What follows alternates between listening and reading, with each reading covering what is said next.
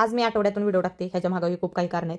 तर बघा, आपण नाही का व्हॉट्सअप बंद पडलं, वेबसाईटवर गेलो, तर ह्या गोष्टी सगळ्या दिवाळीनंतर अचानक माझे खूप जास्त व्हिडिओ व्हायरल गेले आणि जे पहिलं आपलं काम चालत होतं त्याच्या दुप्पट पटीनं आपल्याला ऑर्डर वाढल्या आणि ते सगळं सहन होण्याच्या पलीकडे गेलं. आमच्याही जे आमचं पहिलं काम व्यवस्थित चाललं होतं ते आम्हाला ठीकठाक वाटत होतं, तरीही खूप जास्त प्रमाणात वाढलं. तर ह्या गोष्टीसाठी काहीतरी चेंज करावा लागतो. प्रत्येक गोष्ट शिकत शिकत माणूस नाही का करत जातो. आपण आता पहिला स्टाफ खूप थोडा होता आपला, आता खूप जास्त वाढवलाय, मुली 4-5 वाढवल्यात. आपण वेबसाईटला ऑर्डर घ्यायला लागलो आणि वेबसाईटच्या नवीन नवीन सेटिंग खूप कराव्या लागतात, खूप काही गोष्टी असतात त्यात आणि त्यात आपल्याला खूप आधी लोड होता. त्यामुळे त्यांनी सांगितलं जरा तुम्ही मार्केटिंग थांबवा, म्हणून आठवडाभर व्हिडिओ टाकले नव्हते.